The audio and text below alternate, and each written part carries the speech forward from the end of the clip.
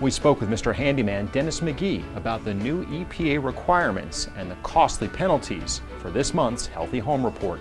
The purpose of this regulation is to protect homeowners living in pre-1978 homes that have the possibility of lead-based paint throughout their home. When you disturb that lead-based paint, you also create a dust, and the dust has lead in it as well. And the whole idea is to protect homeowners from that lead dust. If the house is built before 1978, the first thing you do is simply assume that it does have lead-based paint, and you must educate the homeowner. And the homeowner can be educated by pamphlets given by the contractor, which, by the way, is the rule. The contractor has to provide the pamphlets and the information concerning lead-based paint because the consumer doesn't know to ask, doesn't know what to ask. All they know is they've got a wall and they don't want a wall there. So it is up to the contractor to go to the consumer and say, your house is built before 1978 and there's a possibility of lead-based paint here.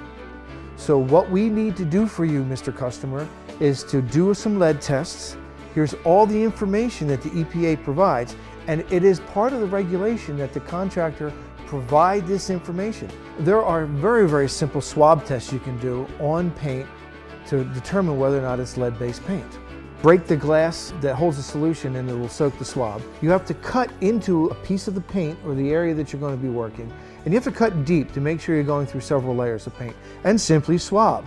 And if you swab it, that cotton tip will turn red, and red is the indicator that there's lead-based paint. The reason these regulations exist is to protect the homeowner from lead-based paint and dust. Now, the penalty to the contractor for either doing work without being certified or without the proper documentation is $37,500. Unfortunately, the penalty to the homeowner is incalculable because the dangers associated with lead-based paint and dust.